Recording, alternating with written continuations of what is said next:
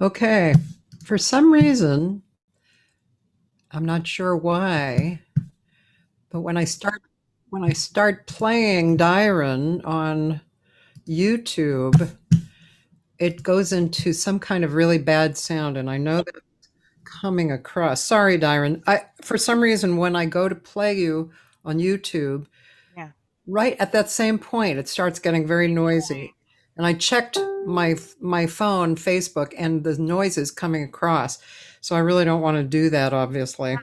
Maybe I can just play.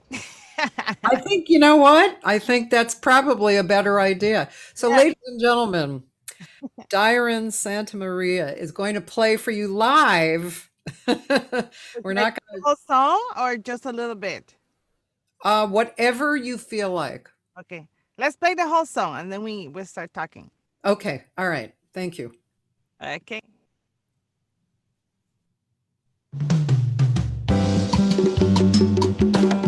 Ah.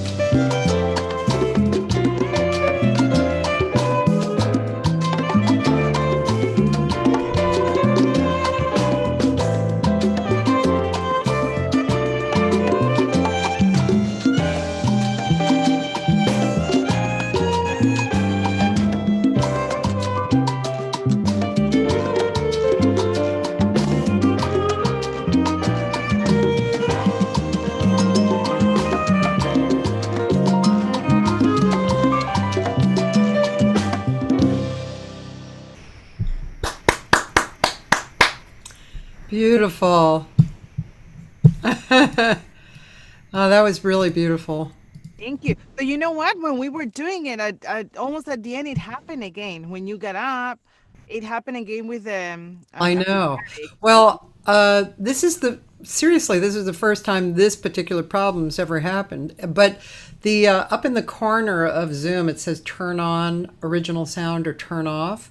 Oh, So I turned it on, and the sound that distortion went away. But I've never had that happen before. But each person yeah. has its own unique thing.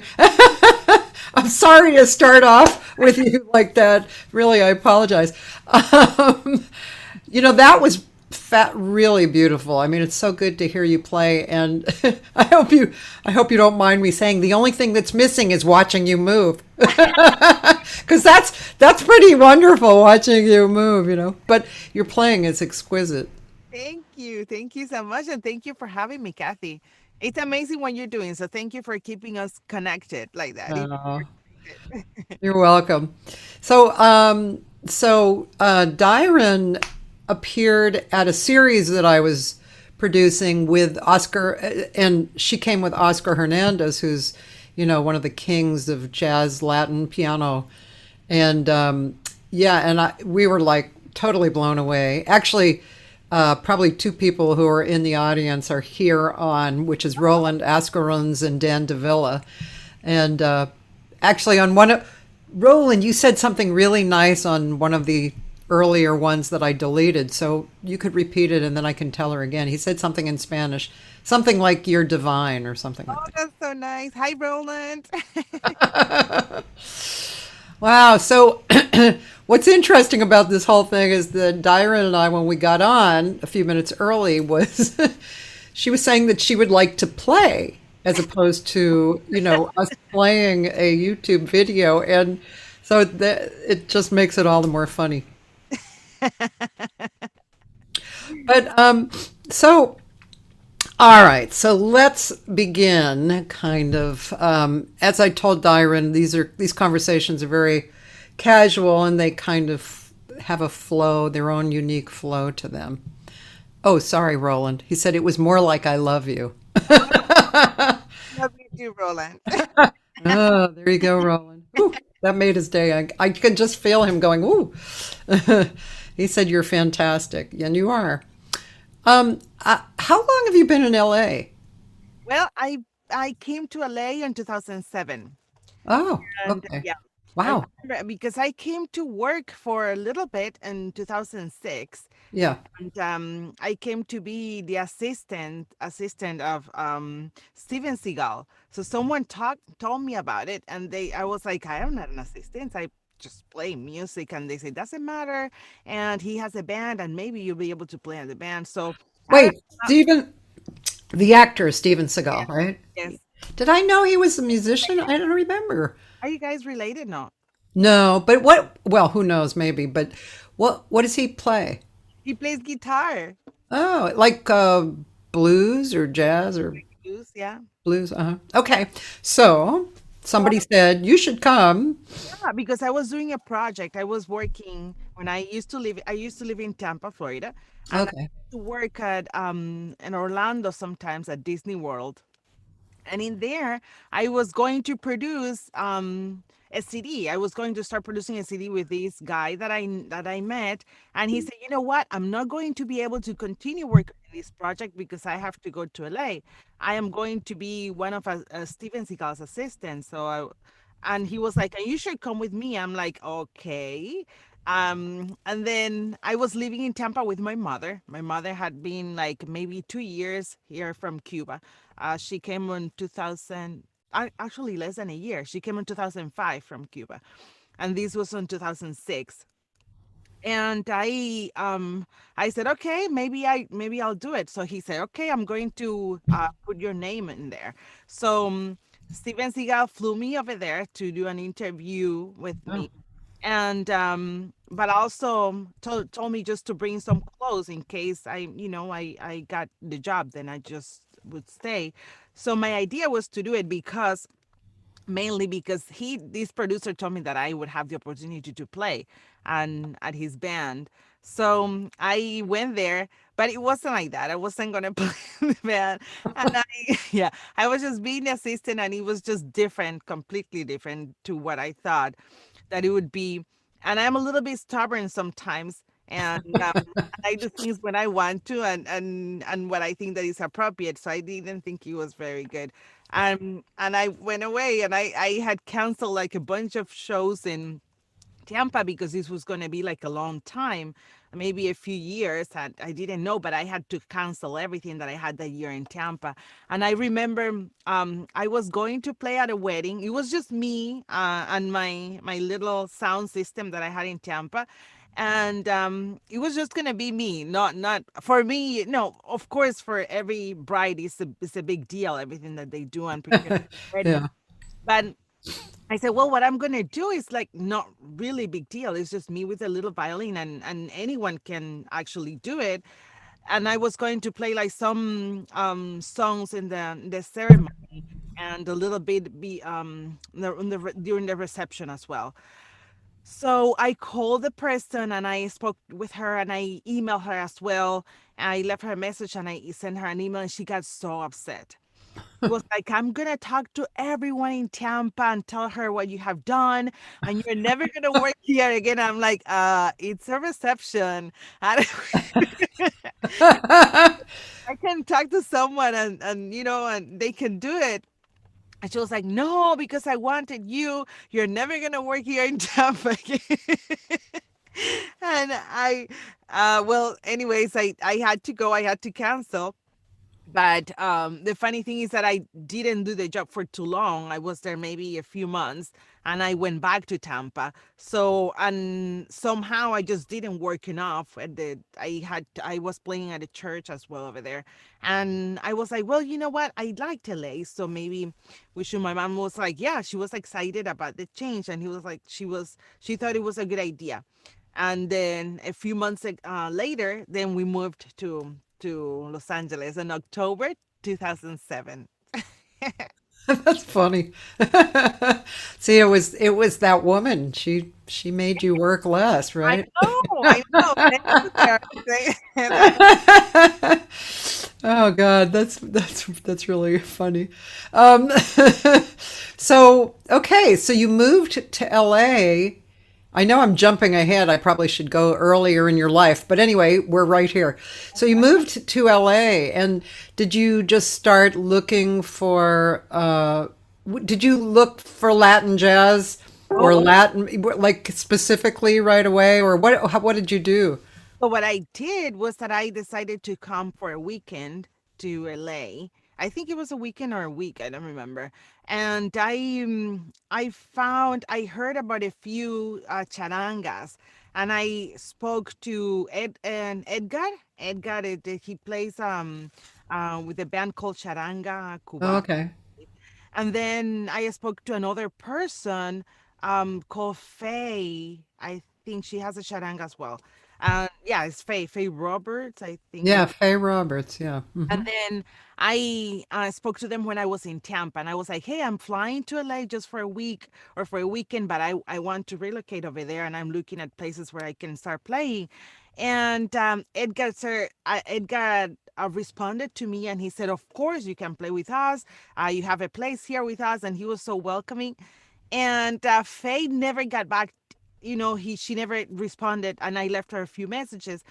And I was like, well, okay, then I'm going to choose Edgar. So when I moved, I just came and started working with him. And I remember that at some point, Faye was calling me so I could play also with her. But at that time, I was a little bit busy just playing with Edgar and then teaching as well. So I wasn't able to play then with her.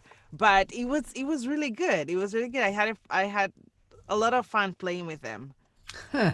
So that's how you just jumped into work, and then yeah, I'm just really. Oh, hi, Christine. Let's see. Just joined. Exciting to see a Cuban artist. We visited Cuba last year, and the music was all around and wonderful. And Roland's wanting to know if violin was your first instrument and did you have formal studies? So, yes, well, let's jump there because since the question has been posed, and I would ask you anyway. So, when you grew up, was it your intention right away to become a musician as a young child? Yes, it's funny because I don't remember this part, but in Cuba we had limited TV. Whatever would come on the TV was very limited. So we didn't have like the TV the whole day on. It was not like cartoons the whole day on. We had two channels at that time. So I think it was channel 2 and channel 6. And then we had cartoons at a specific time in the day. So every Sunday, we had in one channel cartoons, and on the other channel, we had classic music.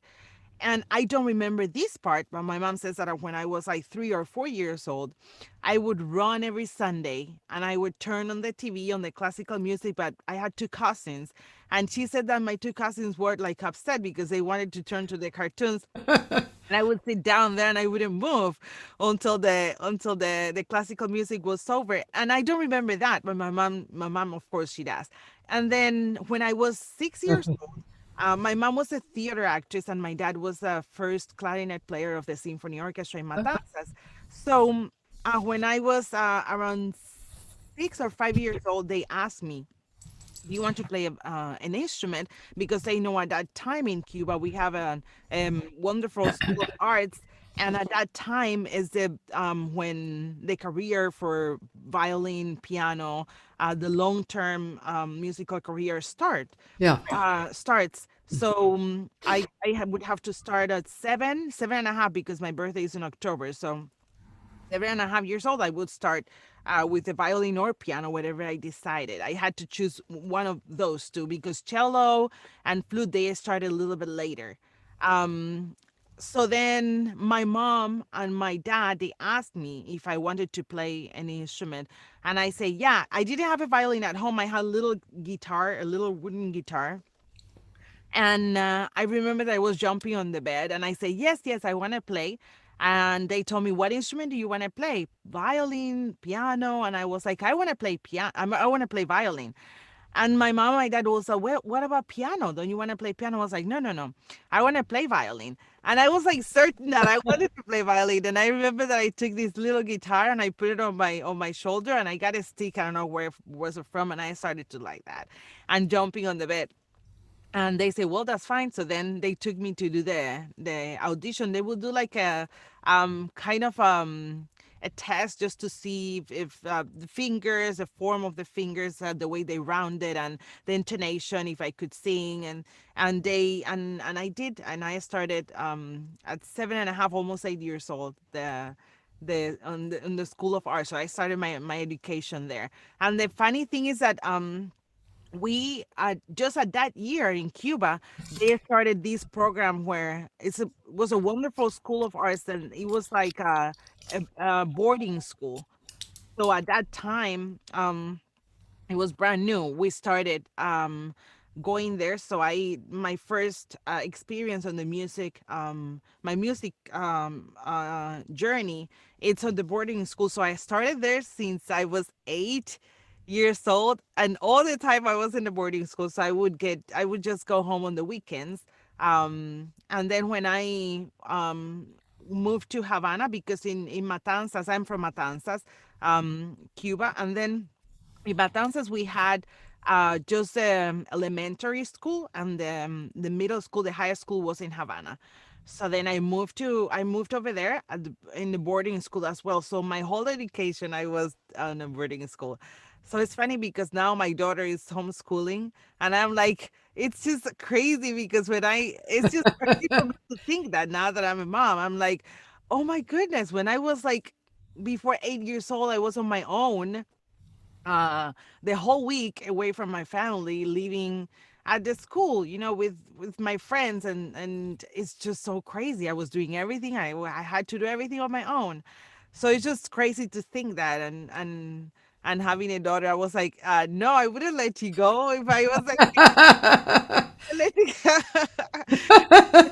It's kind of funny, the perspective how things happened to me before and how I see things now. Yeah. Yeah.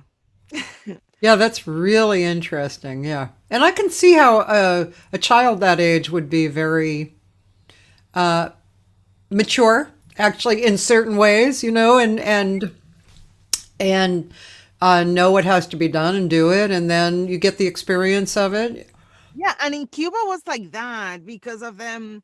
Everything that happened in the revolution, things were a little bit wild, and people were trusting. It is pretty safe. Cuba is pretty safe, Yeah.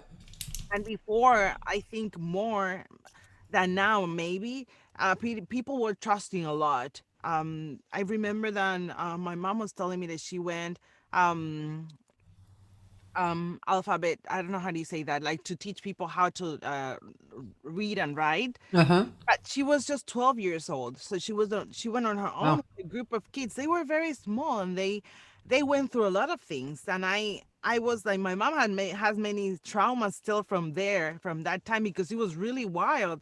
So I was like, you guys were trusting too much. Yeah, it was like wild because they were sending their kids at that young age, girls, and it's like to the unknown because they were going to the countryside, and many times those people in there, they didn't want to be educated. They didn't want, because they didn't agree with the revolution. Many of the country people, some did, but some didn't do it. So my mom experienced something like that, like a family that she was teaching at the beginning, they didn't want to learn, but they were kind of forcing them to learn.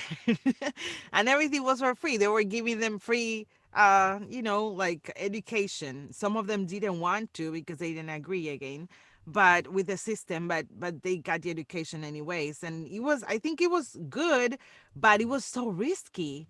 And now that that I'm a mother, I'm like, I wouldn't do it, of course no.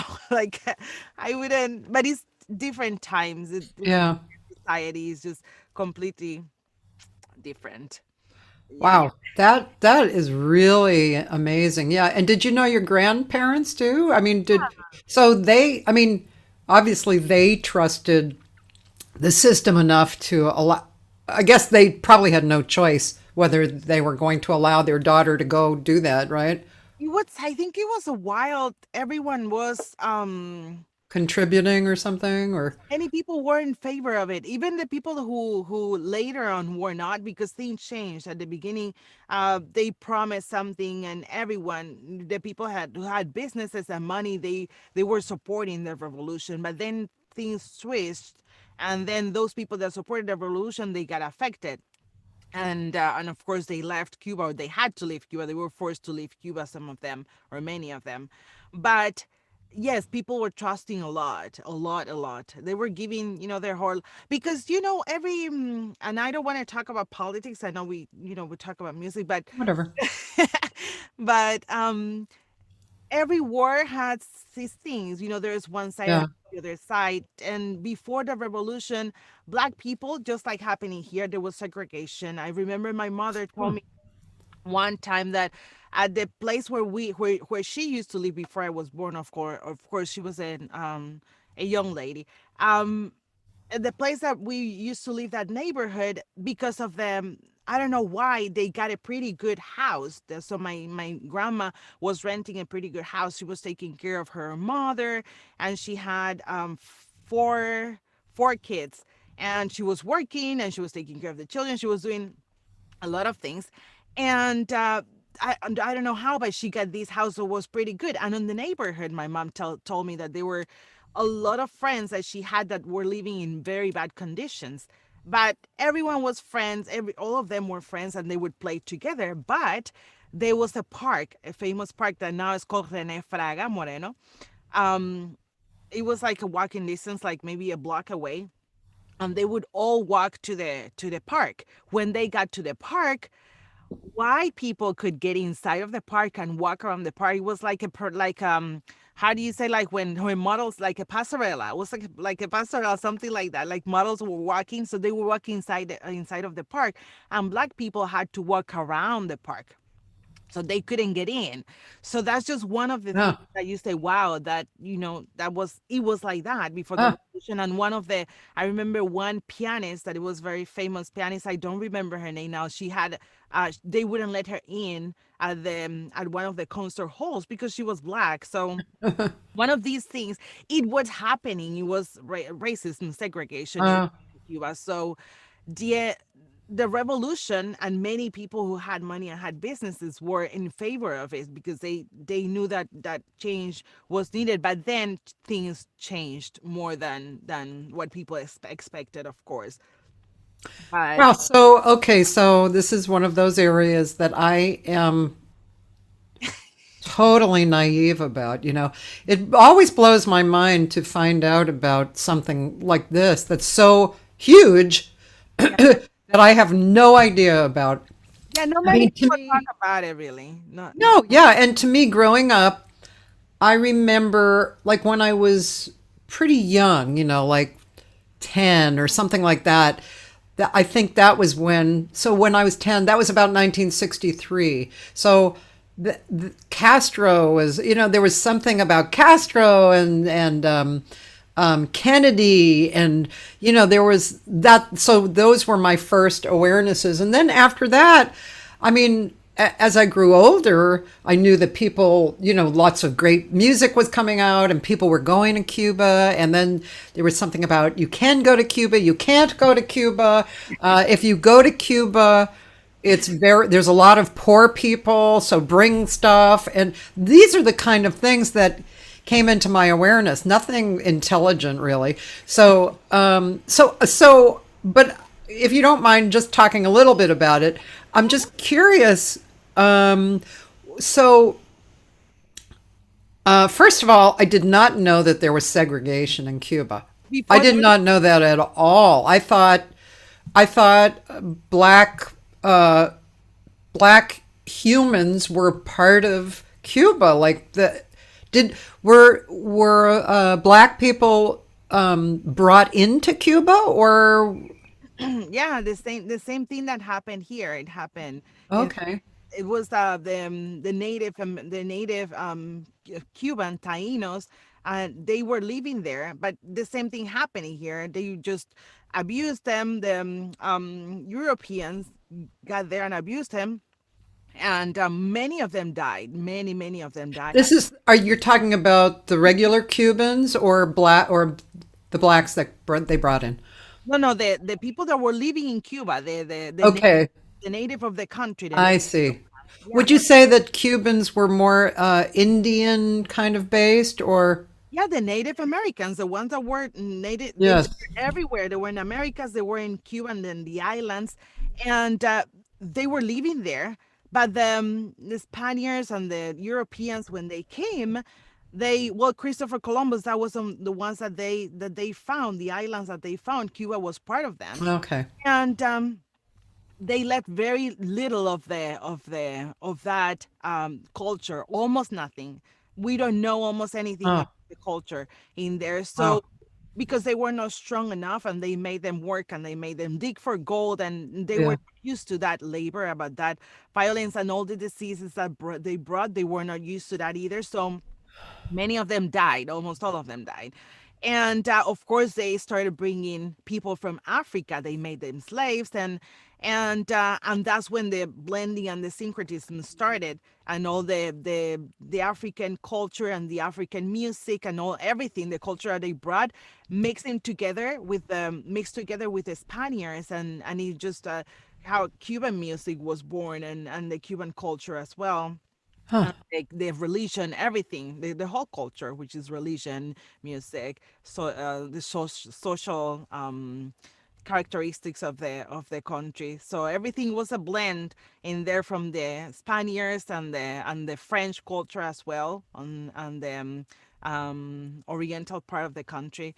And yeah, it's very interesting. It's similar to what happened here. So it's, yeah, very This woman Christine says that there's several documentaries on Netflix yeah, yeah. about from the '60s covering the Cuban Revolution. So the revolution. So what did Castro have to do with it? Was Castro in charge? Hold on, sorry, someone's at my door. I think. Hello. Funny. Oh, it's you. Hey. Ah, I didn't know you were coming. Okay, come on in. Come on in.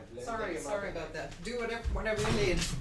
Sorry, my kitchen's getting worked on, and one of our workers. Oh yeah. So, what did Castro have to do with it? Where was he? Young man who was studying laws at the university, and he got together with a bunch of other students from the university, and he decided to contribute to change things because they saw that there was not many people that knew how to read, how to write. They saw that there was the social class was so different, and they wanted to fight against that. And they saw that there was segregation in there. The mafia was taking over the whole country because of geographically Cuba was right in the middle. There was United States, there was the South America, there was Europe, so it was right there in the middle, and it was easy to get to, easy to access. And the mafia was controlling the country, so they decided to change that. There was just young people from the university. Oh, okay. They decided to change that, and many people supported them because you know they cannot be changed without the support of people, so they can buy guns, so they can survive. So many people with money supported the revolution, and Oh, but then they needed more money or somehow, and they didn't get the money they needed, so they from here, from the US, I believe, and then they got Fidel got help from Russia, and that's when everything changed. oh, Yes, there are many documentaries on Netflix and Amazon as well. And I don't watch too many of them. Actually, I don't want watch any of them. I like to just live on the experience that I had, yeah, and what my family, the what my family went through, and all the stories that they tell me, and those things are important for me. yeah, yeah. I can relate to that because I'm Jewish, so I could really look into what was done to the Jews, and of course, I have. I do know about that, but I focus more on who I am now and my family lineage, and The personal and so yeah, experiences. so I can relate to that. That's and again, it brings us to now, which is we are what all of this history has, kind of formed us right to now. And of course, uh, history is basically memories, right? And now is happening. So, and I think obviously through the music, where it's like a funnel, right, of all of this rich experience. That's why we're so lucky to be musicians, I mean, I know that there are other careers that are similar in that way, but I think so many people alive do not understand that particular thing, that you can be a funnel for all of history, all of who you are, and and it's about right now. And what are you going to do with your time right now? Are you going to be good? You're going to be bad? What are you going to do? And where are your ethics, and where all of that good yummy stuff, Which is important. It's important because like sometimes I get carried away a little bit too much, and I have to just calm down myself and just distance myself from the media a little bit too much. I'm like, you know what, I'm just gonna delete my YouTube app from my phone. I have to do it. My Instagram up for my phone for a few days so I can cool off, because it's just a lot of things going on right now that everyone has access to to the media and to everything that is going on, and everyone is putting out there all the truths so everyone can see them. And still, there are many people who decide not to look at the truth when it's right there in front of their eyes. And that's their choice, and that's okay. But it's just when is their choice to look away from all the things that are happening, and those things are so painful, that hurts me and hurts my soul. And as a musician, we are very passionate, and sometimes it's hard for me to separate that with the pain with my art.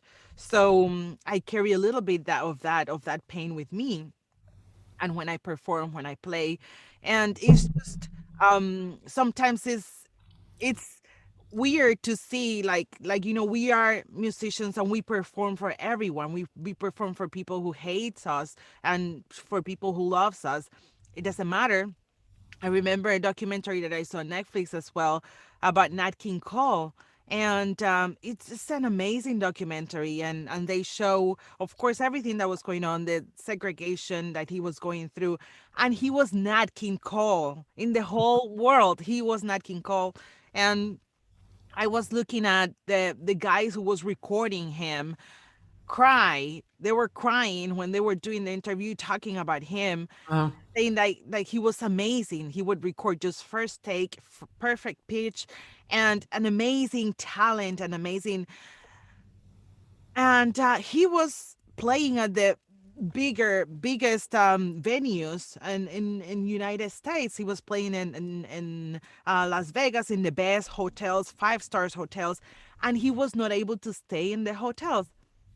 He was with a trio lately. He played with he had a trio. One of the the I think the percussion, I think conga player, he was white, and the other two guys and him, they were black. So the only one allowed to stay at the hotel that they were performing. So the hotel was packed.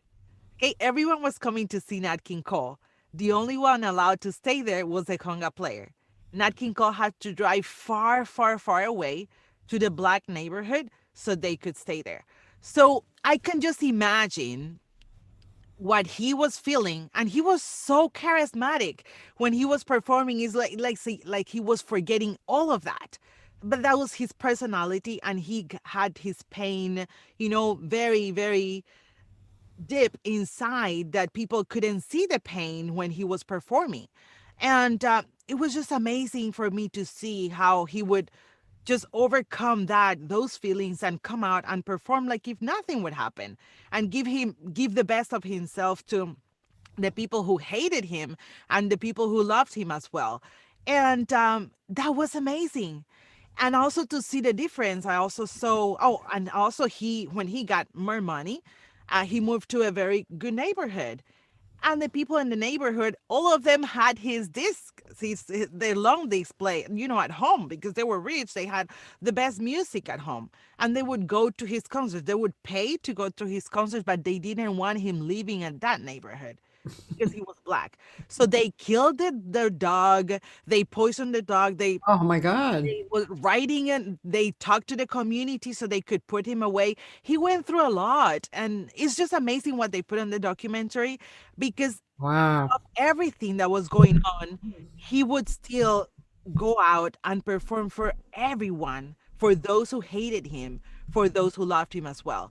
So I also saw the documentary of Nina Simone, and it's just the other side of the coin, as someone who's also living with the pain, with the segregation, and she has to perform and encounter that audience that hates her.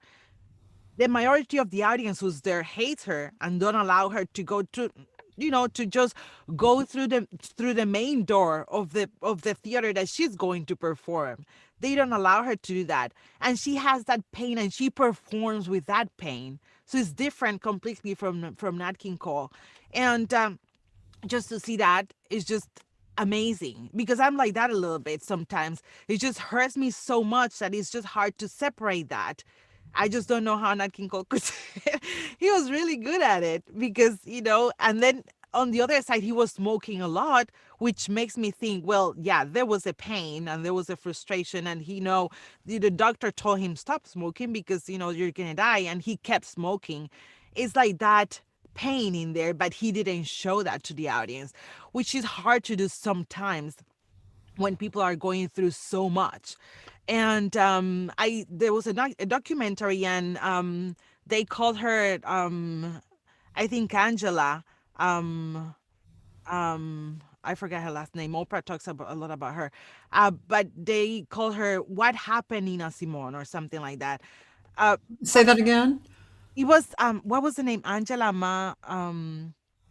I forget. Angela. Oh, you mean the black woman who was the writer, the big writer and leader? What's her last name? Angela.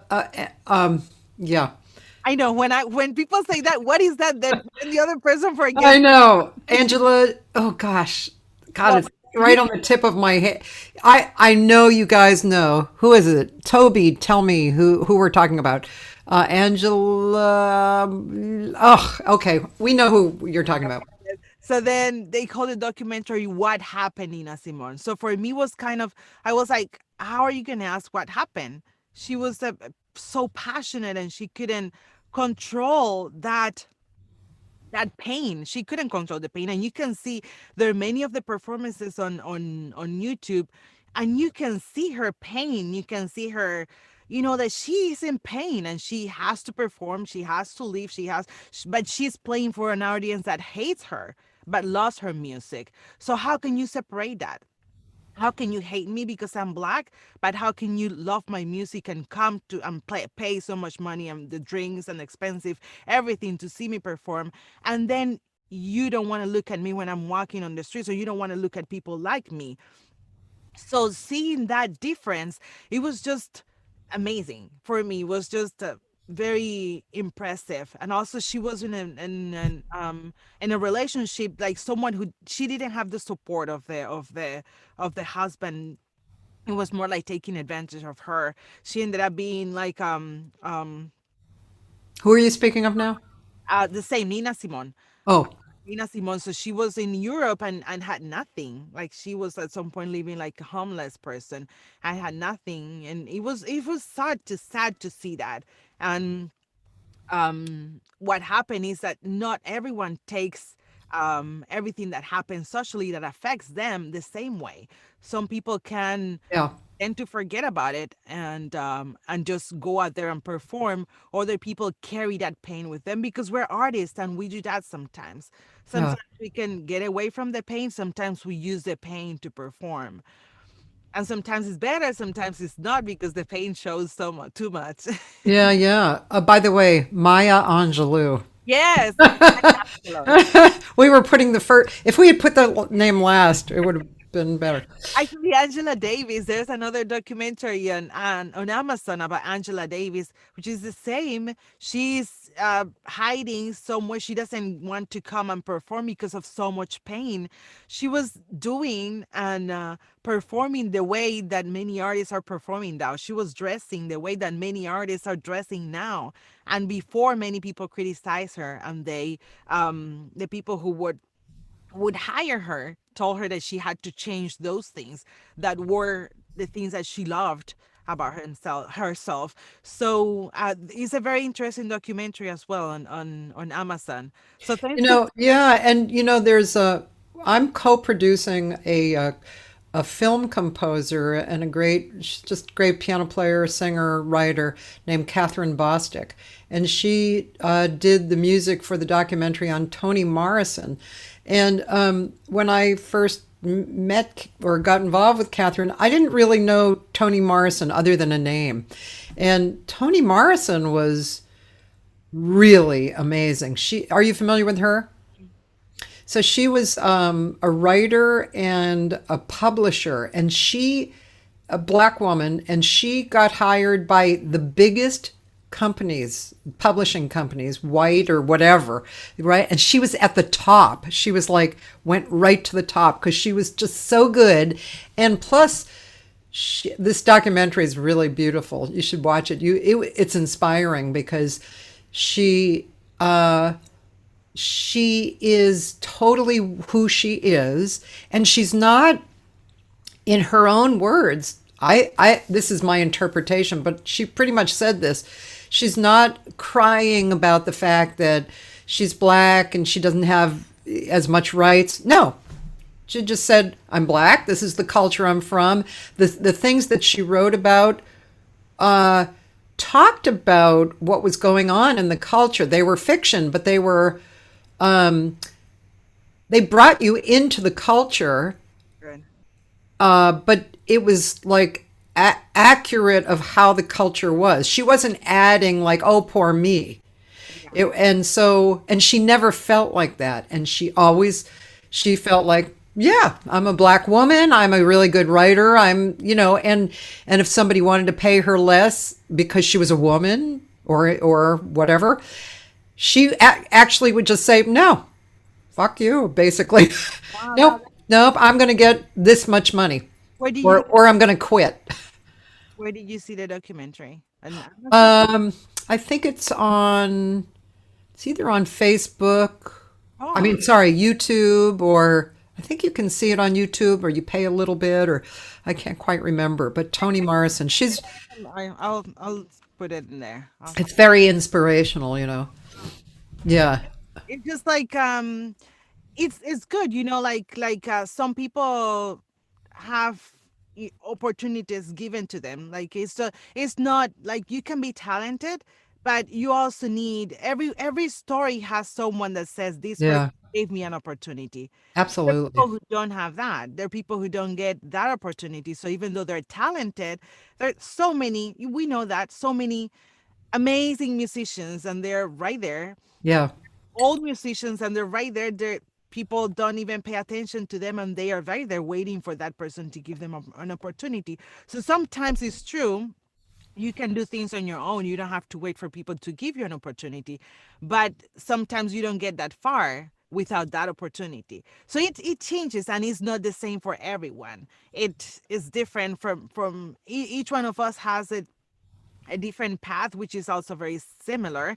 But at the same time, um, it's just hard for us to judge as an overall society just because of what happened to us. Not everyone has the same opportunities, but it's different. It's different. But anyways, it's a beautiful life, and we enjoy going through the bad, the good and the bad as well. yeah, Everything teaches us somehow.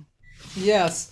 And so, speaking of that, coming back to music, and well, first of all, it would be great. Maybe now is a good time for you to play something more. I'm not even going to go to YouTube.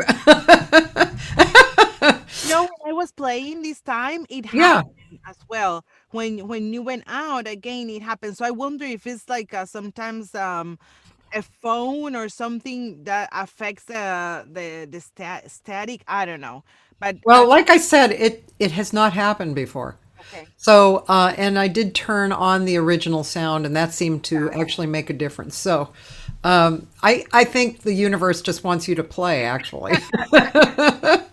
It's funny how we were talking about that before the show. I know. I should don't put the YouTube, and then, but anyways, this one is called Cubana y Tan Peña. Is this a song you composed? Yes, this one is one that I composed. And then I have other tracks too that I can play some, maybe Duke Ellington or something like that if you want to. But Okay. this one is mine. Oscar did the arrangements. I love Oscar Hernandez. He's amazing. He's one of my best friends. He's just amazing. Yeah. Okay, so let's do this one, Cubana y Tampeña.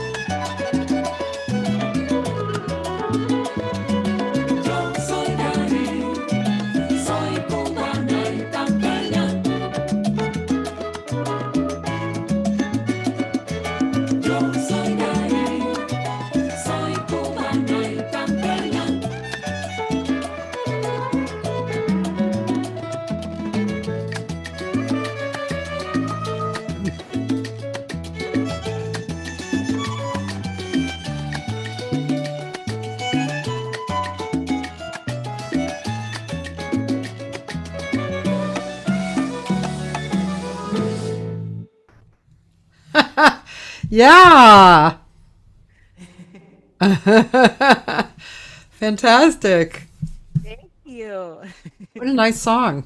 Yeah. So this one I wrote it when I actually the two songs that I played, I wrote them when I was in Tampa, a little bit before I came to Los Angeles. So I wrote the melody. I have a few melodies, and then as soon as I met Oscar, I was like, you need to do my arrangements. You need to do my arrangements. I remember that I met him by playing. We were playing together at Jose Rizzo's band, Mongorama, and I was amazed with his arrangements. So we were doing a song. What was it? It was "Baila que Baila," I believe, a song that he did the arrangement, and I kept dancing and dancing like a crazy person at the rehearsal.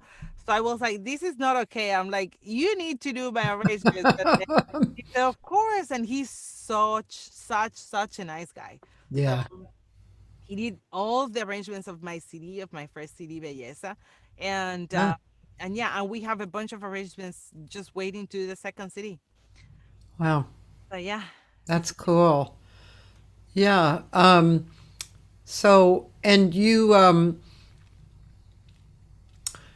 I had wanted to ask you, this is kind of a stupid question, but when I watch you, and if I wasn't afraid of the music somehow of the sound kind of crumpling up, I'd show you guys a little bit of her moving on YouTube. But you move so dramatically when you're playing, and is that something that happens naturally, or do you actually think about it and allow it at some point, or how does that happen? happens naturally. Like I was telling you, like there's some, and it has to be as well the like I said, the mood of everything, because I am passionate and. For example, some it happens naturally. Just to answer that question, there is a video that we had on.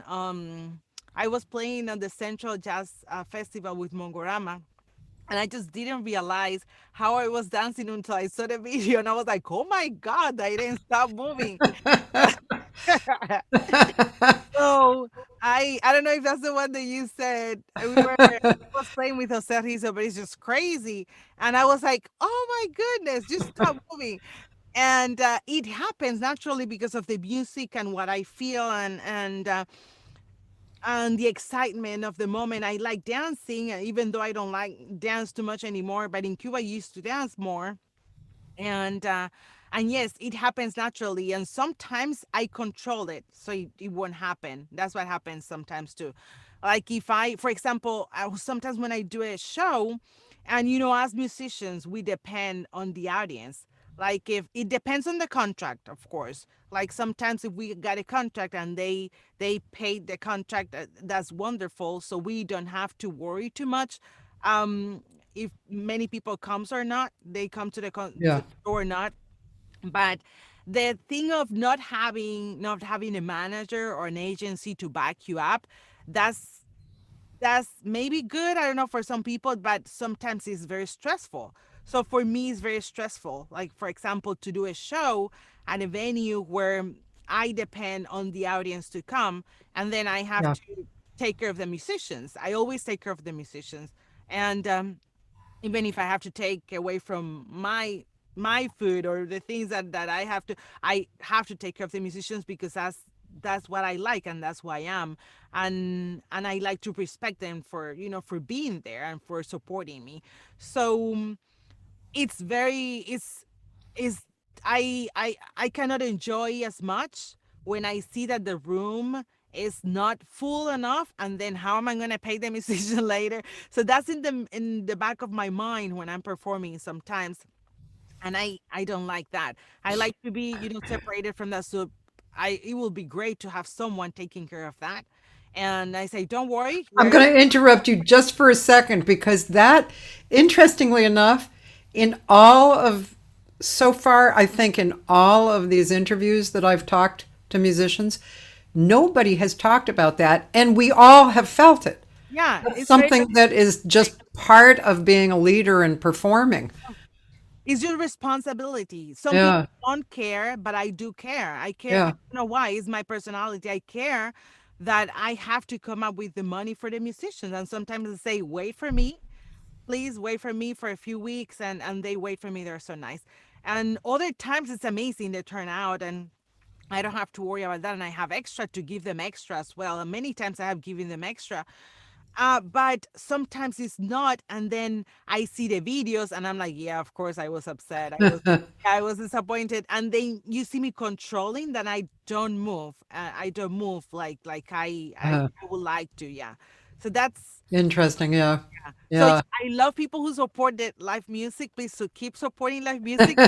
Musicians depend on that. Yeah, it's true, And like I said before, it's just hard when you know that many of your supporters might not agree with you politically or not.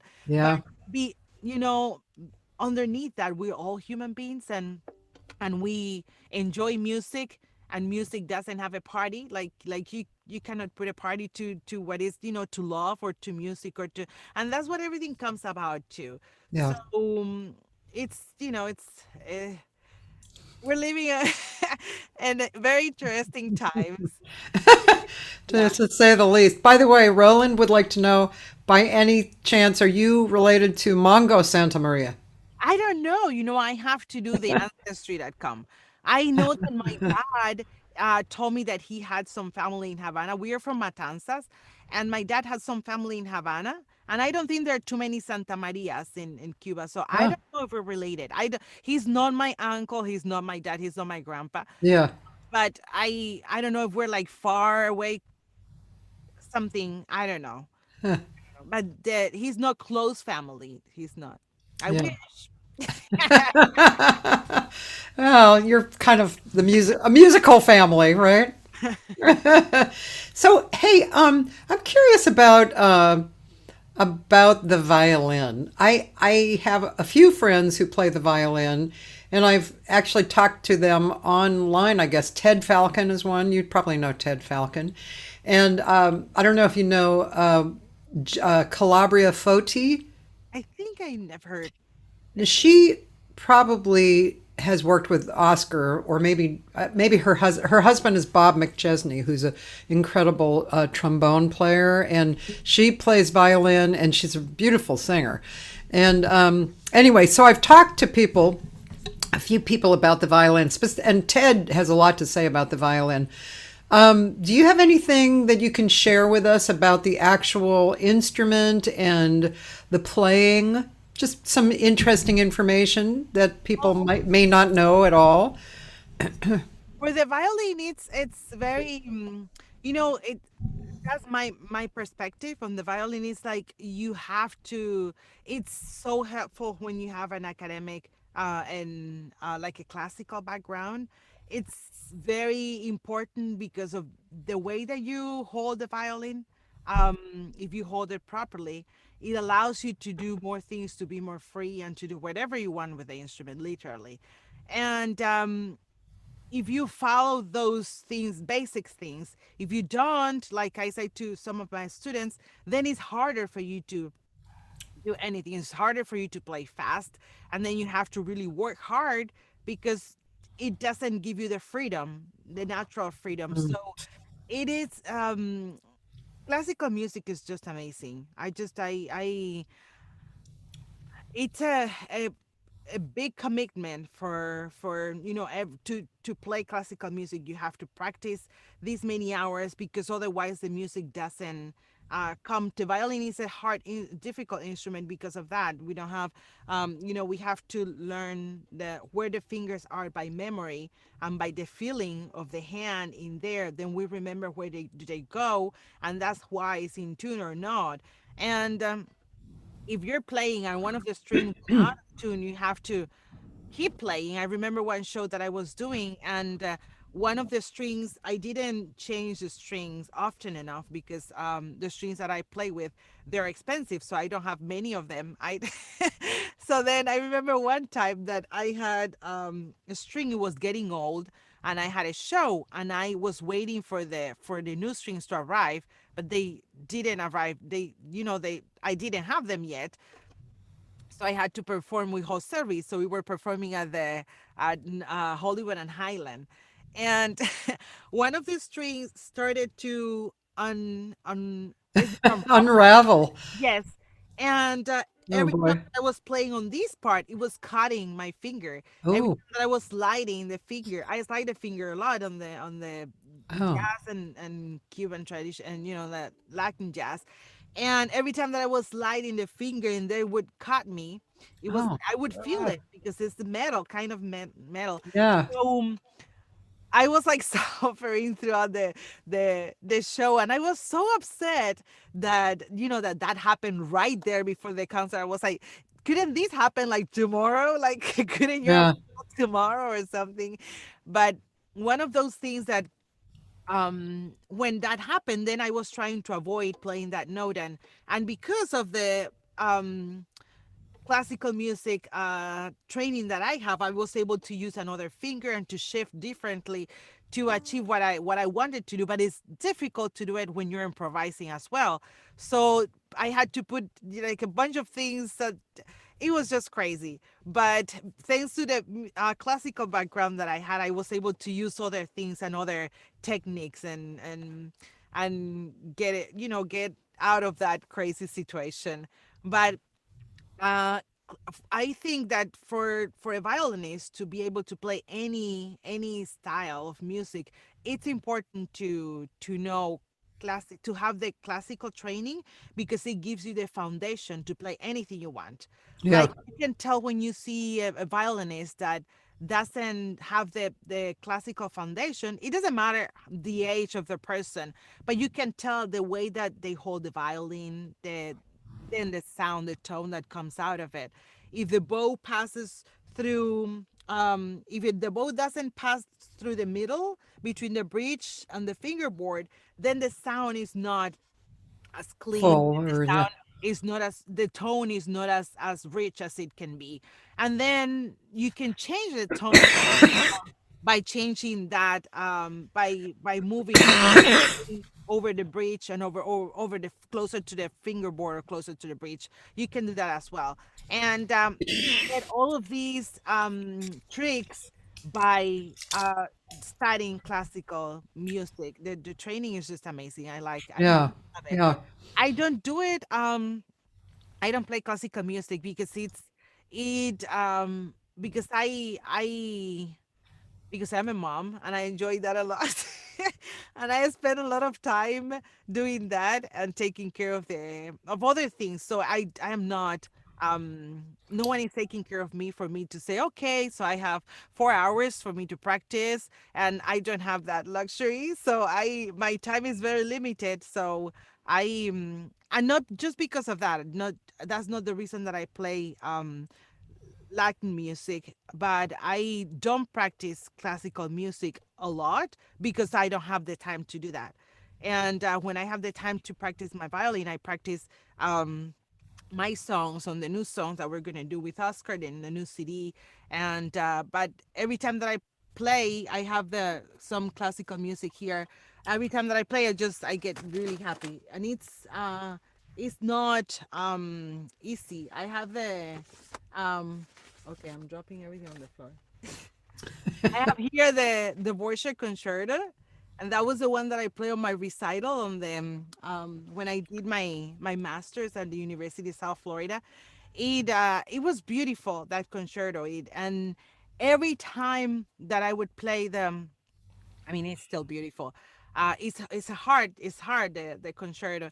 Every time that I would get to the second movement, and I would be practicing at home playing the second movement. I would cry when I was doing my masters um, in Tampa, Florida. When I was working on my masters, I was here on my own. My mom wasn't here, or my family was in Cuba.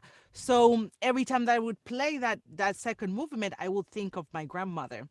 I don't know why, just the thought of her and being with her, it Huh. would come to my and just playing that, I would amaze myself because the tears started rolling down.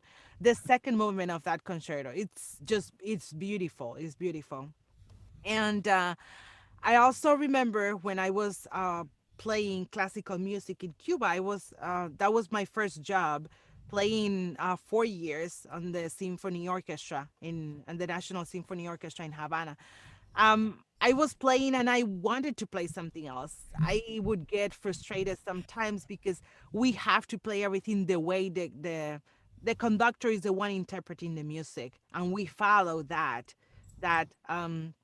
idea that he has. And sometimes I didn't want to do that, and I was stubborn, and sometimes I was a little bit frustrated because of that, and I wanted to play a music that I could dance and I could express myself more. So that's why finally, after I left Cuba, I was able to play um that music and improvise and dance and be like free, be more free playing Yeah, the yeah, I yeah. Could you play us a little, a little classical music? Oh yeah, there's that. I can do. This is Bach. Bach is beautiful. Yeah.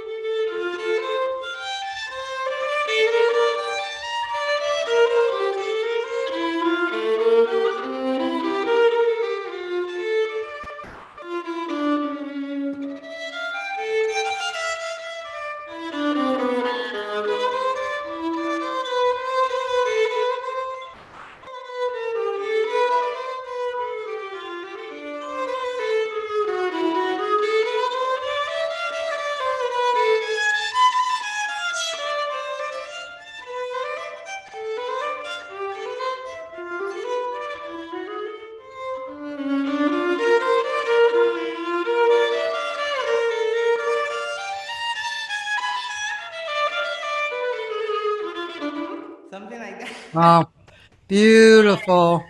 So Wow, this is like number two, I think. Yeah. you play it so well. You play it with such a personal love for each line. It's very obvious. Thanks. I haven't done that in a while. I should practice more. But it's like that. Classical music is like that. You have to be on top of it all the time, otherwise it just doesn't work. It's Yeah. not something that you can slide a finger and vibrate. It has to be a certain way. And that's what I miss. I miss too. I should practice that. So I'm going to practice that later today. And, I remember when I was playing at the symphony orchestra over there. Oh, when I was first, I did the audition to be part of the symphony orchestra as soon as I finished my recital, and also um, when I was studying to do my recital in Cuba, a professor would get very upset with me because I wanted to play Bach the way I wanted, and and there's a way to play it. It's Baroque composer, so you have to play with the style of the Baroque music. But I really wanted to do and take my time and do whatever I wanted, and take my time more on the phrases and there's do a little bit more of rubato than I what I had to do, and he would get so upset with me when I would do that. And he wasn't even my teacher, so he was not. He was a academic professor. So I remember once, I my mom came to visit, and I was playing, and he came yelling at me, and when he came inside, he was surprised because my mom was there. My mom was like, "What's going on?" Because he was not my teacher. He wouldn't let me do whatever I wanted to do. But it's just funny. But when I went to the symphony orchestra, I went to audition. I had a violin that it was not good at all. So I did the audition, and they say, "Very good. You're going to play on the first violin section, but you need to play with other violin. Don't you have another instrument?" I'm like, "No, I don't have another instrument." So they told me,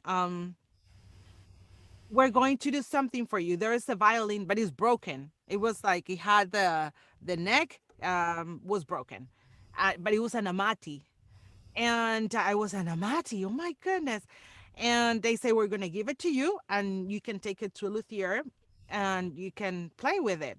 And I was like, amazing. So I took it to Matanzas, to one of the best luthier that we had there. And I paid, my dad paid for the repair of the violin, and I started playing with the violin. So the violin was for so many years without being played. And after a while, after like a few weeks after playing the instrument, the violins are like that. You have to play them so the sound can, the rich sound can come out and the tone comes out of the instrument. So then a lot better. So then I started playing with the instrument, and the guy who was playing the concert master at the symphony orchestra, after like a month, he would come to my seat, to where I was sitting on the section, and he would say, oh my gosh, that violin sounds so good, let me try it. And he liked to try the violin. So a month later, they called me and they said, Dayren, we're going to give your violin to the concert master because the violin sounds so good. Uh, that it sounds better than the violin that he has, and I lost the violin. Oh my God. So, Whoa. like thinking about it now, I'm like, wait a minute, that wasn't fair. So what violin did they give you his violin? No, and I paid for the repair, and I'm like, but now I realized it that I never asked for the money of the repair. I should have asked for the. Oh I my God. give me the money back because I paid for that violin. But yeah, it was funny. It was funny. Then I had to buy another violin. um, but I was able to buy a violin that it was better at that time. Yeah. But it was a funny story. You But know, Vladimir Horowitz always strikes me as a person who, of course, ultimately knows all the music, but he brings himself so into it. It's almost like listening to a jazz player play. You know, because I sang a song that he had recorded, or I mean, sorry, I recorded a song that he had played by Scarlatti. ah, The reason I even knew the song, because I have not been brought up on classical music, was because my piano tuner, every time he tunes my piano, he'd play this song. And it was so beautiful. And it was in my range. It was actually written in my range. So when I did my recording, I did a recording Dreamsville with Larry Kuntz and Josh Nelson. And I brought it out and I said, can we do this? And it was really perfect for three people, because we could each take the voices. But then I would go see on YouTube and see Vladimir play it, and wow, it was so personal and beautiful. But I think, of course, when you're playing solo, or if you were taking a piece and playing with Oscar or something, that would be different. But of yeah, course, with an orchestra, you have to, yeah. you can't really play you, right? Yeah, yeah, yeah. You have to follow the interpretation of interpretation of the conductor. He's the one interpreting the music and deciding which dynamic and which way we the musicians should play. Yeah, More staccato here, less staccato there. That's why they rehearse, and it's them saying what they want yeah, from the music, which is, it's good sometimes. Other times I just wanted to play things that I felt more that it were more I don't know, from my personality. I wanted to dance with what I was playing. yeah, But I do miss playing classical music, you can see. yeah, yeah. By the way, I wanted to say Beverly Church Hogan's here. Oh, that's nice. Hi, Beverly. She said she's saying lots of beautiful things about you, and including that the first time you were performing with Andy Gar. Yes, yes, I love Andy. We had so much fun playing. We have fun playing with him as well. It's fun. It's always a jam session, a big jam session. That's great. Let's see. You mentioned playing a little of Duke Ellington also. Yeah, I Can have you do that for us? that.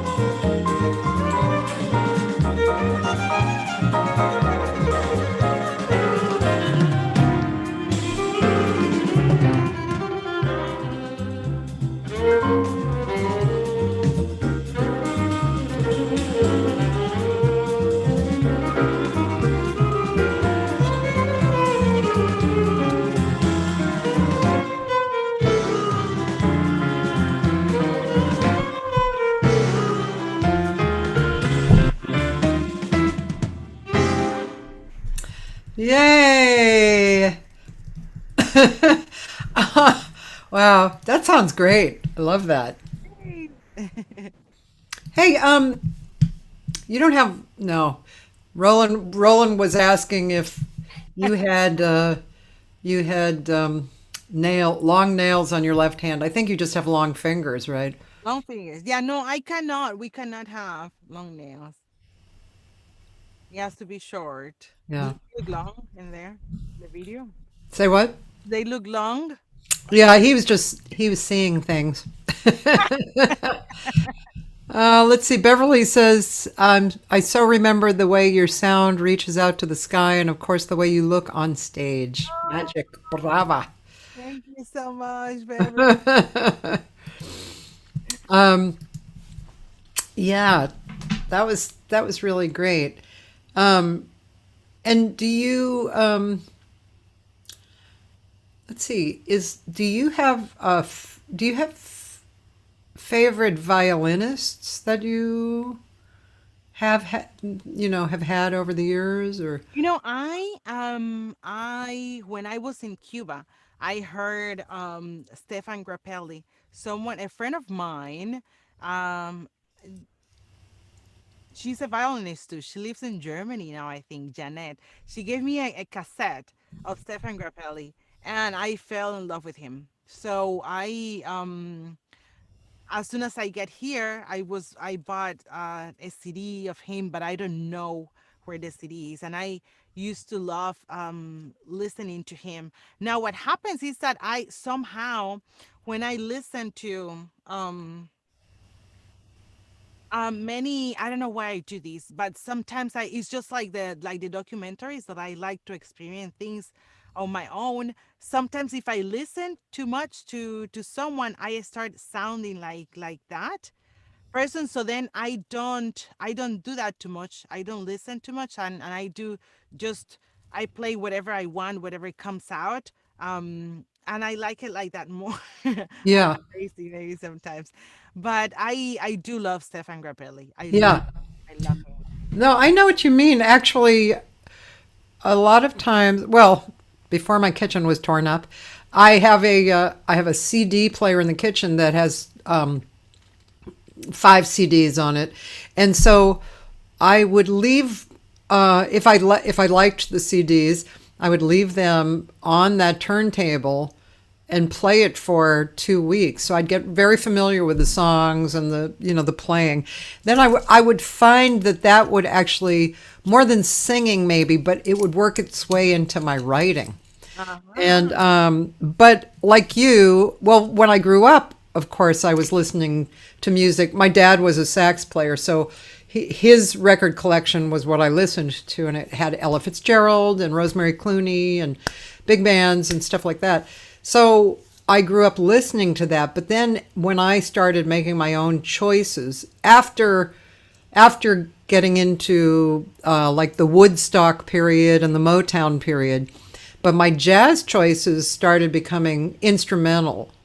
I didn't really listen like when I was in college. I didn't listen to jazz singers. I listened to Aretha Franklin and that stuff, but I did not listen to jazz singers. But I listened to Miles Davis and Weather Report and things like that. And then as I grew, it took me a long time to really get into more listening of jazz singers. And Yeah, that yeah, makes sense to me. Yeah, that is. I don't know why. And sometimes you know what also happens to me is that if I um play a lot of classical music, then when I'm going to improvise, it just doesn't work for me. huh, So I sometimes I was like, what's going on? I wasn't able um to shift as good as I wanted to. So sometimes things would be better if I wouldn't play at all before performing, which is also dangerous because violin again, if you don't practice the violin, then the intonation is not as good as you want to. Then I'm upset because it's not as in tune as I want to. But things they are, it's different. So when I warm up, and I play a little bit, just improvising like that is good. But if I play classical music and then I want to improvise, then it just doesn't work for me particularly. Oh, that's interesting. Yeah. It's Yeah. better how we just understand to how we work, with the Yeah. time. I remember when I was doing my master's, a violin teacher was telling me at the beginning you have to practice all the time. There's a moment that you don't need to practice all the time because you already know what to do and how to prepare yourself to do what you need to do. So I am at that point that whenever I have to do something, I just prepare myself to do it. But sometimes I don't even have time to prepare myself because life sometimes gets busy. I remember when my dad said, he used to tell me before, uh when now you have to practice. When I was, little girl, he was like, now you have to practice. Now is the time for you to practice, because as soon as you get married, you have to take the violin and hang it on the wall. And I will be always very feisty, and I will be, no, I'm not going to be cooking, I'm not going to be doing this and that. But he'll be, yes, you're going to. As soon as you get married, you're gonna hang the violin on the wall. I'm like, not me, not me. Well, yes, it happens like that because there are other priorities. You have to buy groceries. You have to, it, Yeah. you have to. I take care of my mom. I take care of my daughter. They're sixth grade is crazy. Last year I have been That is, it's homeschooling. crazy age. I have been doing homeschooling with my daughter since I at the beginning we went for 6 months to a private school. So we went to a school that they gave me because I was performing for them. They paid my tuition, and I had to help a little bit at the school. And she was there for 6 months, and I didn't like her because she was not gaining anything, and she already knew how to read from before there. So there was the point that she was not doing anything because she already had read of the books, so she was just wasting time there and getting colds and colds and colds after cold. And I wanted them at the music school to give me a job. So I was like, if you give me a job here that I'm actually getting paid, then I leave my daughter here because it was really far from me. And I was like commuting 2 hours in the morning. And then when I would come back from Santa Monica to Burbank, where I was before, it was like 3 hours sometimes in traffic. And I was like, I cannot do this every day. And like, if you give me a job teaching here, then I can move closer. And yeah, my daughter can stay here. But it didn't happen. So I had to start doing the homeschooling.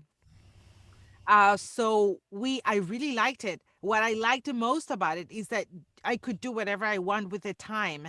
And I didn't have to do certain things every day. I could do less one day and then a lot of things another day. But now my daughter is in sixth grade, and the difference between fifth grade and sixth grade is just humongous. I mean, the amount of work that they have to do is just like, I am like, okay, like this is crazy. Huh. Like it's very challenging, and it's good for her because that is just helping her more. But it's intense, and I have to be there to make sure that she's doing the work. Yeah. Otherwise, she's at the point that if I am not there all the time, then she doesn't do it. So Yeah. I want to make sure that she's successful at her studies, so I have to be policing all the time there. So sometimes I don't have too much time to do other things and that. And So yeah, your violin is on the wall a little bit. hang don't know what. What does your daughter play an instrument? She does sometimes, but now that we are caught up with homeschooling for so much, it's just overwhelming right now. I'm telling you, it's overwhelming. Like yesterday, she had to do. It was just an assignment. So they said to it's an outline of them. They have to. It was in literature. They had to write something like a narrative assignment, and they had to do the outline of the project first, of the story, the line of the story, and put all the different things, the plot, the theme, and put different facts. The facts are the important things that happen in the story. So And the explanation, they say, yeah, you just put the topic of the story, then fact one, fact two, and fact three. Well, to get the majority of the points, because they give the description how they can get the majority of the points or not. To get the most points, they had to write 10 facts. But then they said before that to write a short story. Well, how are you going to write a short story writing 10 facts? If you put 10 facts in there, it's not going to be a short story, because they said that each fact will be a paragraph. So I'm like, okay, this doesn't make sense. And then that was the assignment for just one class. And she had 7 classes yesterday. So she did, yeah, so she did the topic, 10 facts. Then she had to describe, like do a paragraph on each um fact, and she had to do it on the narrative style, so on the first point of view, the point of view of the first person. She's the storyteller. She's telling the story of what happened to herself. And after she did that, she had to do the same story on third person. So I'm like, all right. That was just one thing, and it took so many hours for her to do it, and I was just looking at her, making sure that she kept doing that. And then she had to do math, and she had to do so the whole day, almost sometimes the whole day is gone, and I'm like that, sitting, making sure she's doing that, because if I go away, she goes away too. So I have to do this until she's able to do it on her own. And then I will have more time to do other things. I practice more.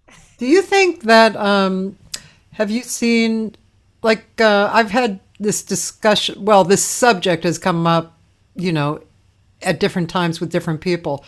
The difference between writing on the computer, you know, this is for music as well as words, but writing on the computer and writing with your hand.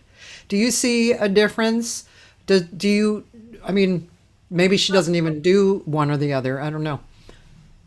But that's for me or for For my her, or I mean, maybe for you too, but I mean, yeah, I mean, I know, you know, one of the things that I loved in college, I went to Berkeley for flute at the time because they didn't have vocal, flute and arranging. But one of the things that drew me in was the actual physical and mental feeling of writing charts and stuff, you know? Yeah, she likes more typing than writing, but yeah, sometimes she has to write and take her notes writing, and that's basically what the teachers want on this Yeah. grade, is for them to take as many notes as possible. I'm sorry, but sometimes I am with her, and the assignments are so detailed, and that you have to take the notes of the whole assignment. You ended up writing the whole assignment to be able to Yeah. answer the quiz, because they're very scattered, so you don't know what they're going to ask you, so you have to write everything.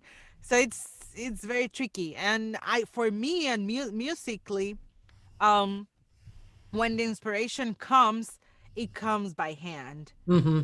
It's colder when I go to the computer and try to create there on the computer. The feeling is not the same. It's not Yeah. as warm as when I have the inspiration and I write and I start writing the melodies. The melodies is what comes to me, and it's Yeah. not like the chord progression doesn't. I leave that to Oscar. So what comes to me is the melodies, and that I write by hand. It's beautiful to do that. For me, it's important to do that like Me that. too. I really like it. I've talked to, let's see, I think Michael Abene, I think, was the person. He's a very big composer and arranger, and he was the resident composer and arranger for is, the Amsterdam, the orchestra in Amsterdam, you know, that big orchestra in Amsterdam. And I mean, and he does everything by hand. Ah, see, And amazing. he sits down and he just hears everything and he writes every, you know, all the parts and That's stuff. beautiful. Yeah. It's just a different feeling, and Hmm. with a, I don't know, with the computer, I guess that they should do something that is a little bit easier, because with the computer sometimes it's a little bit tricky. You have to take each note, and then you have to take the note and then put the if it's a you have to decide if it's a quarter note, if it's an eighth note, Yeah. if it's a 16th, and then put it in there.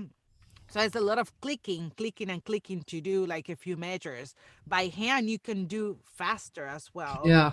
Sometimes, yeah. Sometimes it gets like, and where is the dot? Where is the, Yeah. the dot at eighth note? Where is this? And then you waste so much time doing that. And by I hand, know. I know. I know. I like just putting the music once it's done into the computer, and then I can change keys, or it comes out looking a little nicer. But I remember my first husband was That's why my name is Garcia. My first husband was Gus Garcia, and so he was this really beautiful self-taught kind of Latin jazz guitar player and composer, and I would have to write them down, for people to play, and I got really used to writing like pick up, like eighth notes ahead, in the last bar, Oh my God, oh God, it was like, oh my God, and I was so counting out really as simple as I could, and always anticipation, always anticipation. I got really good at that, that's doing it kind of fast. that's good. Yeah, it's like I really enjoy writing by hand. It's amazing, and I have the Sibelius. I don't have Yeah, the. There's another one called what is the finale? I think finale. Yeah, I never got the whole version of the finale. I got Sibelius. I have Sibelius too. Yeah, and it's good. I like it, but sometimes it just is a lot of time, takes a lot of time. What is good is that you can share the documents just like that. Uh, Yeah, that is the easy part. You don't have to print it and then mail it right. to anyone. You can send it, which is I good. have to tell you though, I had Sibelius 6 for the longest time, and then I got an upgrade to my computer and it wouldn't work. So I had to upgrade my Sibelius. Oh my God, that was talk about a learning curve. Oh, I Oh, still I still when I use it, I'm like, I don't really know how to do this, and I have to go looking to find find out. I have a book that I wrote down the real ah, basic things that I use again and again and again, So I've written down like, okay, this is how even just transposing is challenging, It's I have to remember. I don't do it all the time, so whenever I do it again, I have to kind of relearn. So I should do that. I should take my notes as well. I yeah, just the real simple stuff that you tend to do over and over again, Oh yeah. God. Um, well, it's actually been 2 hours. Yay. And it's just a joy to talk to you. You're so beautiful inside and out, and your music is fantastic. You're so accomplished and passionate, and it's beautiful to talk to you and share you with people, Thank you so much, and thank you for what you're doing. You are doing an amazing job. I went to your site and I saw so many videos, and it's just amazing to see these wonderful conversations that you have done. Oh, You're thanks. amazing. You're always busy, busy, busy. Like I think you're as busy as when we were not on this. Kind of. Yeah, especially when I was doing the 6 days a week. And then I started getting the little gigs, and I was like, wait a minute, this kind of feels like before.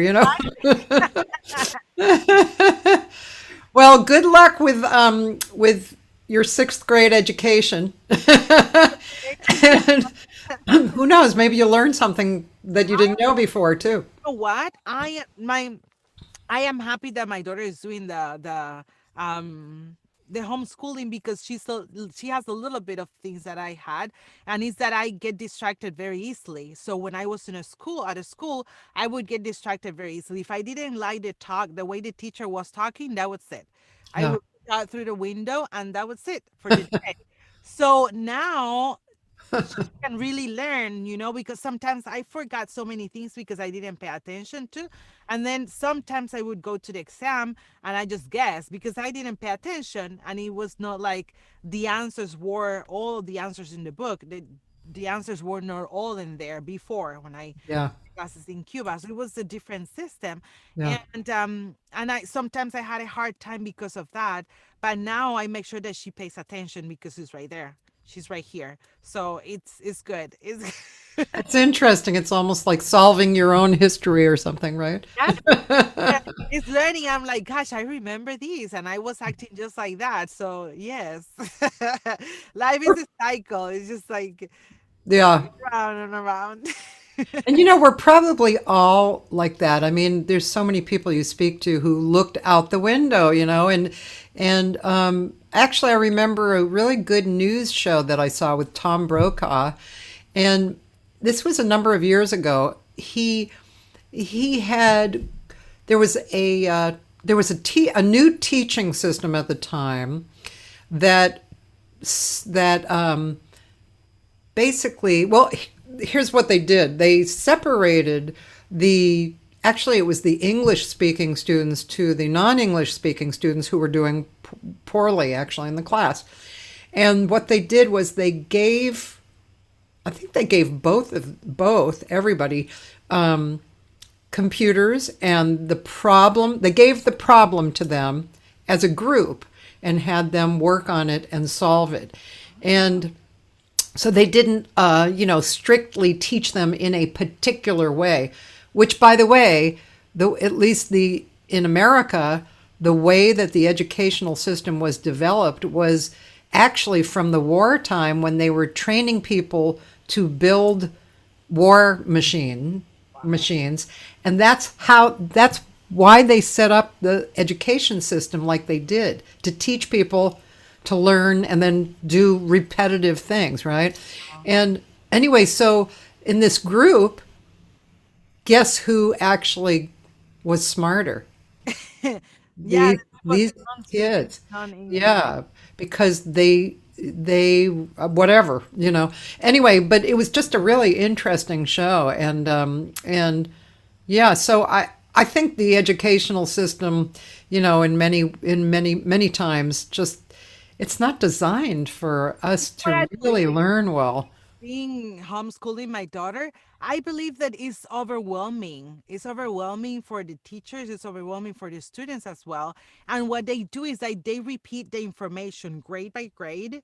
Like the things that she's learning that now about Egypt and King Tut, she did that before a few years ago, but they increase a little bit more of the information and they put it more serious. And I'm like, if they teach a little bit less of materials and they focus more and give more length and time to the students to really grasp the information, it will be so much better. And then the information will stay there with them because they overwhelm the students with classes and classes and one after the other one that it doesn't let them time to absorb all the information and the materials. And it's just amazing how they do that. And the teachers get so much work that they have to grade, and it's so overwhelming for them too. That doesn't make sense. That's why they have to go grade after grade. You're just learning the same thing over and over and over.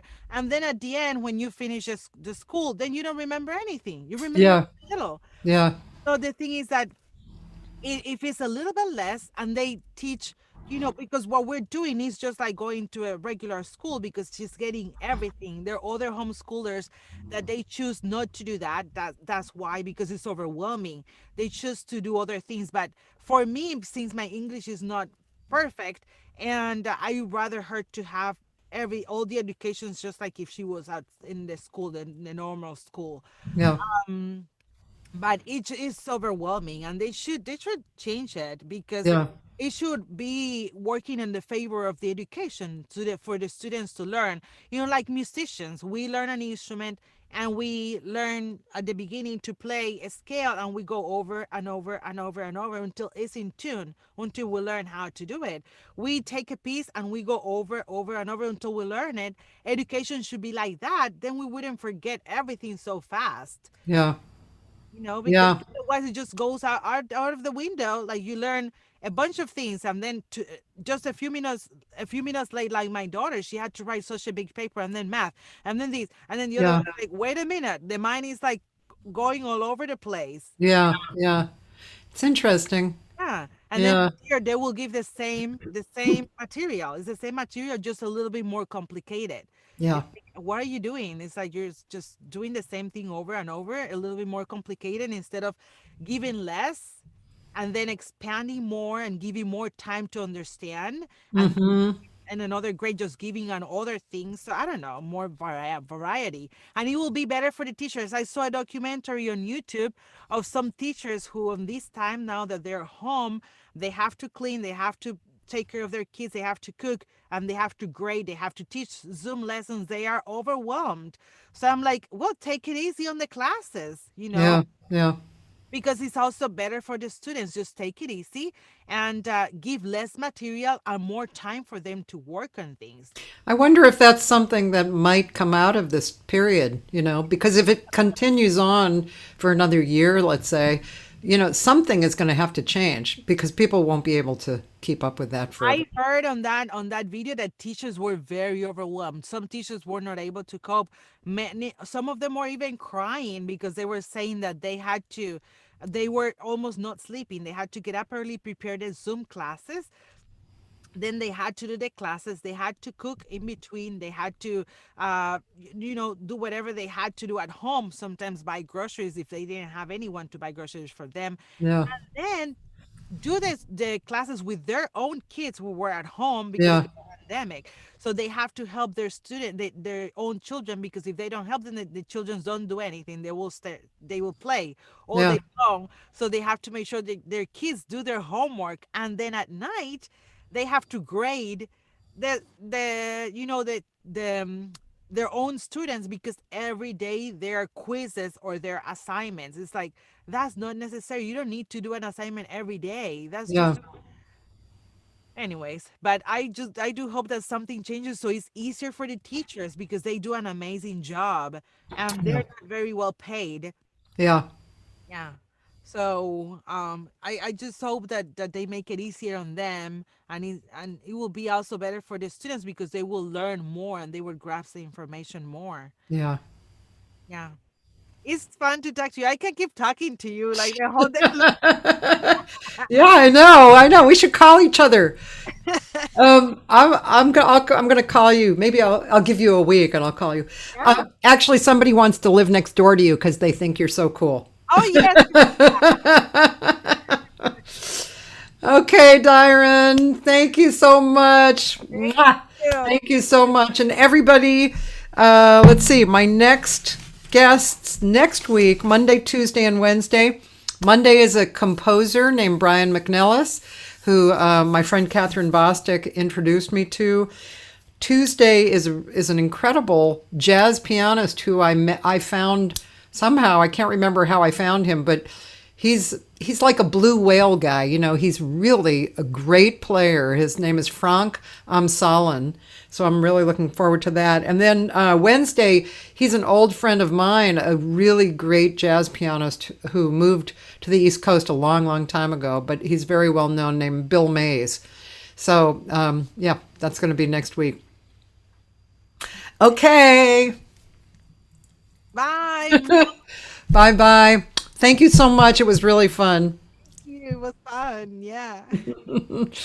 Bye. Have a good day.